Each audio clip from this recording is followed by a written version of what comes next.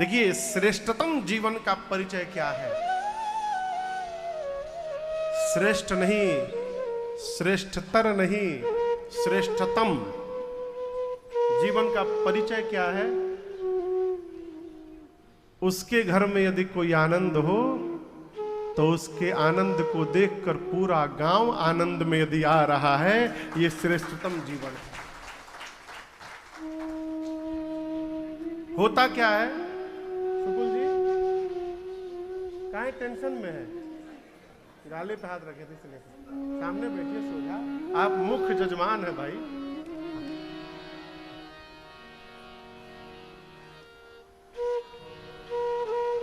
होता क्या है, आपके घर में यदि बाजा बजने लगे तो पड़ोसी डिस्टर्ब हो जाता है। क्या बात है, इनके घर में इतना बाजा बज रहा है, ये इतने प्रसन्न क्यों रहते हैं? कई लोग अपनी समस्या से कम दुखी होते हैं, सामने वाले की अच्छाई से अधिक दुखी हो जाते हैं। लेकिन यहां दर्शन करिए, महाराज के घर में रघुनाथ जी ने अवतार लिया और आज अयोध्या के प्रत्येक नर नारी ने यह मान लिया कि महाराज के महल में नहीं, हमारे आंगन में भगवान ने अवतार लिया है, इसलिए हर घर में उत्सव मनाया जा रहा है। अच्छा, एक मेरा प्रश्न है आपसे, पूछूं? Is it possible at any condition, किसी भी स्थिति में क्या यह संभव है कि कोई मनुष्य अपने जीवन के चौथे पन में पहुंच जाए और उसे पता ही नहीं चले कि मेरे घर में मेरा कोई बेटा नहीं है? ये संभव है क्या? उसे जीवन के चौथे पन में जाने तक एक बार याद ही नहीं आए कि मेरे घर में बेटा नहीं है। ये संभव है क्या? कहिए। लेकिन संभव हुआ है ना, यहां संभव हुआ है महाराज के घर में। महाराज चौथे पन तक ये सोच ही नहीं पाए कि हमारे घर में मेरा कोई पुत्र नहीं है। क्यों?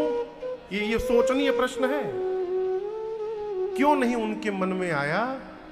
इसलिए नहीं आया कि महाराज अपनी अयोध्या की प्रजा को ही अपनी संतान माना करते थे। जिस प्रकार एक पिता अपने पुत्र के साथ लगा रहता है, महाराज अपनी प्रजा के साथ जीते थे। इसलिए महाराज को कभी ध्यान नहीं आया कि मेरे घर में पुत्र नहीं है। और महाराज के इस व्यवहार के कारण आज अयोध्या की प्रजा महाराज के घर के उत्सव को अपने घर का उत्सव मान करके बैठी है। इसी का परिणाम है कि गृह गृह बाज बधाव शुभ, प्रगटे सुषमा हरसवंत सब जहाँ, नगर नारी नर सब आनंद में है। जीवन को आनंद पूर्वक बिताने का स्वभाव बनाइए। देखिए, बुरा न मानिएगा, यदि रोने का स्वभाव बन गया तो बैकुंठ में भी रोते दिखाई पड़िएगा, और यदि आनंद में रहने का स्वभाव बन गया तो राम जी की तरह वन में भी रहिएगा तो आनंद में बने रहिएगा। ये सब स्वभाव का खेला है। हमारे एक परिचित हैं, हम नाम नहीं लेंगे, कहीं कथा सुन रहे होंगे, उनसे कभी भी पूछिए कैसे हैं आप, दांत में बहुत दर्द है, शुगर 450 हो गया है। कभी पूछिए पेट बहुत खराब है हमारा। कभी अपनी समस्या नहीं रहती तो पड़ोसी की समस्या, रिश्तेदार की समस्या। आज तक एक बार नहीं बोले कि भगवान की कृपा से सब चकाचक बरस रहा है, आज तक नहीं बोले।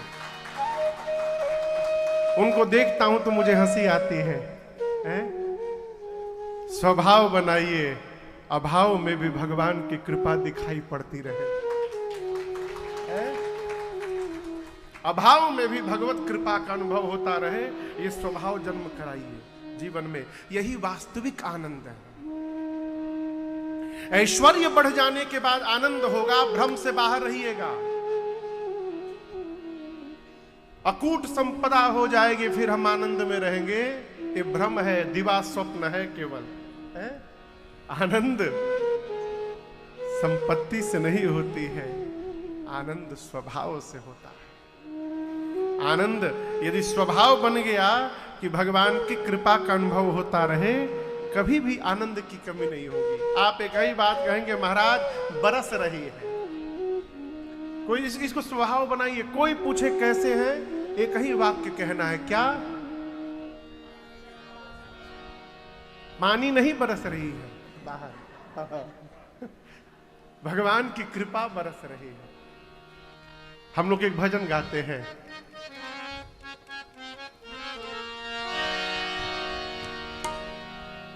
प्रभु सब में समभाव विराजे,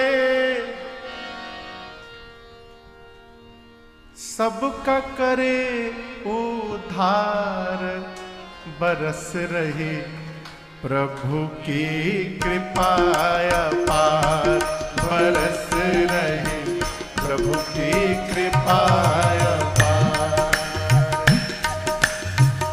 प्रभु सब में समभाव विराजे, प्रभु सब में समभाव विराजे, सबका करे उद्धार, बरस रही प्रभु की कृपा अपार, बरस रही प्रभु की कृपा अपार।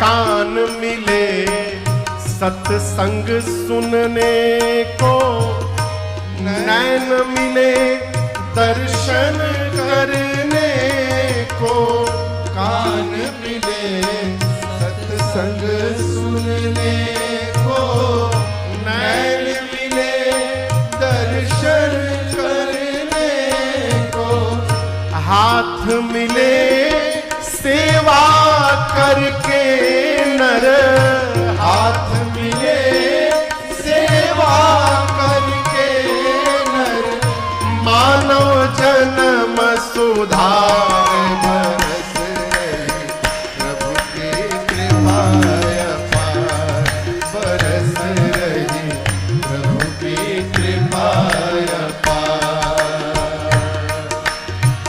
हाथ मिले सेवा करके नर, हाथ मिले सेवा करके नर, मानव जन्म सुधार, बरस रही प्रभु की कृपा अपार, बरस रही प्रभु की कृपा अपार।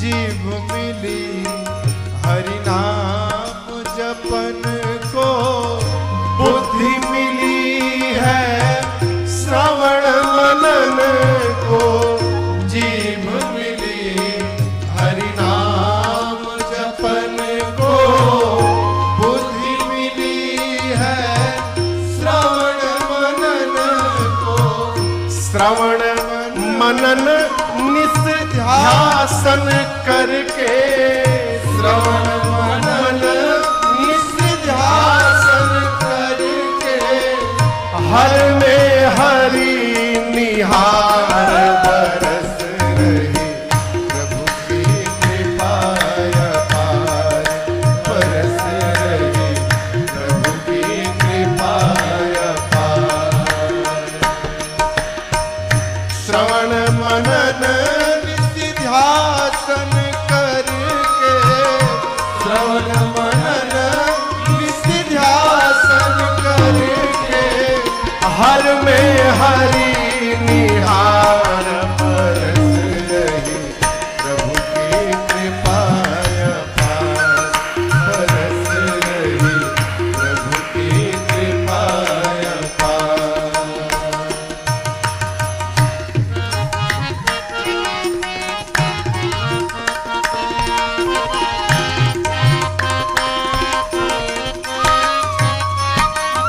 तीन काम, सत्संग, सेवा, सुमिरन कर ले, श्रद्धा भक्ति से जीवन भर ले। सत्संग, सेवा, सुमिरन कर ले, श्रद्धा भक्ति से जीवन भर ले। हाँ, सत्संग, सेवा, सुमिरन कर ले, श्रद्धा भक्ति से जीवन भर ले। सत्संग, सेवा, सुमिरन कर ले, श्रद्धा भक्ति से जीवन भर ले। राम कथा की गंगा नहा ले, राम कथा की गंगा नहा ले। भिक्षु कहे पुकार बरस रही प्रभु की कृपा अपार, बरस रही प्रभु की कृपा अपार। प्रभु सब में समभाव विराजे, प्रभु सब में समभाव विराजे। सबका करे उद्धार, बरस रही प्रभु की कृपा अपार, बरस रही प्रभु की कृपा अपार, बरस रही प्रभु की कृपा अपार, बरस रही प्रभु की कृपा अपार। क्या कहना है? यह बताए हैं हम। क्या कहना है? बरस रही प्रभु की कृपा अपार। ये माई बाप, ये महामंत्र है। दिन रात कहिए बरस रही है। कैसे हैं? पूछ रहा हूं, कैसे हैं? बरस रही है। इसको महामंत्र माला नियर जपिए। बरस रही है कृपा आपकी प्रभु, बरस रही है। इतना कह दीजिए कि भगवान भी सोचने पर विवश हो जाए, ये जितना बरसा रहा है उतनी तो मैंने वर्षा की ही नहीं है। झूठे प्रचार किए जा रहा है। भाई जी, ये भी सोचेंगे जितना प्रचार कर रहा है उतना तो मैंने बरसाया ही नहीं। तो नहीं भी वर्षा होगा तो अंत में बरस जाएगा। अब भगवान कितनों कृपा करे, हमारा रोने का स्वभाव नहीं जा रहा है, तो भगवान सोचेंगे महादरिद्र है, कितना भी तो रोता ही रहता है, तो जो है वो भी चला जाएगा। हाँ, इसलिए इसको स्वभाव में लाइए। बरस रही प्रभु की कृपा अपार। अच्छा ये बताइए, हम कथाओं में एक प्रश्न पूछते हैं कभी कभी। यदि हम आपसे पूछे आपके जीवन में कोई समस्याएं है तो आप क्या कहेंगे? इस प्रश्न के दो उत्तर हो सकते हैं। भाई जी, इस प्रश्न के कितने उत्तर होंगे? दो।